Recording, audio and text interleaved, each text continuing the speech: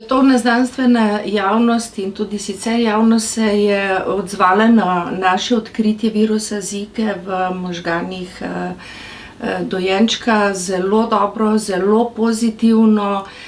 Torej, do današnjega dne imamo več kot 500 milijona ogledov našega članka, preko 500 citatov že.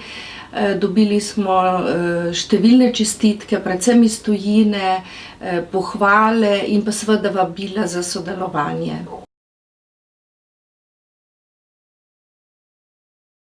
Raziskave o Ziki potekajo v večjih smereh.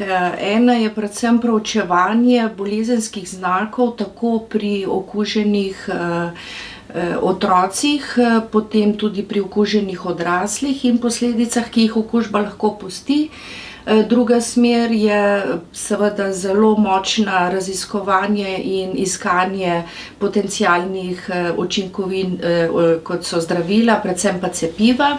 In nenazadnje proučevanje samega mehanizma nastanka, kako virus okuži katere celice, in s tem se tudi sami ukvarjamo trenutno.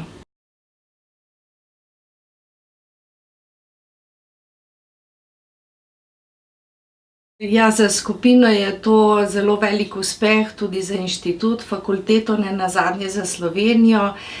Zelo smo ponosni, bilo je veliko evforije, veliko tudi medijskega dela, ki ga nismo vajeni, in zato smo včasih imeli težave potem s svojim rednim delom, ki smo ga ravno tako morali opraviti, ampak vsekakor je za nas to izjemno velika, dobra in prijetna izkušnja.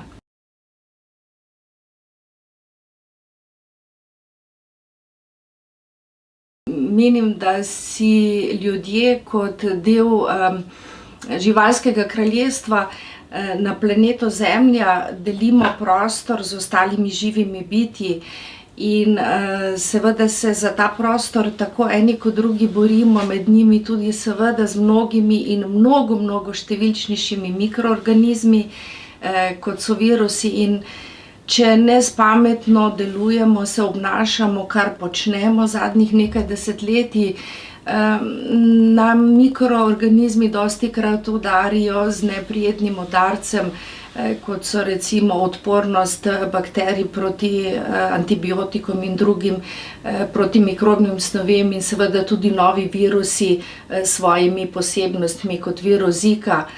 Nenazadnje bi pa rekla, da seveda se moramo bati tudi nepredvidljivih, morda bolnih ali podobnih ljudi, ki uničujejo številna človeška življenja, tisoče ljudi in družin, in nenazadnje taki ljudje lahko uporabijo tudi mikroorganizme v nepravilne namene.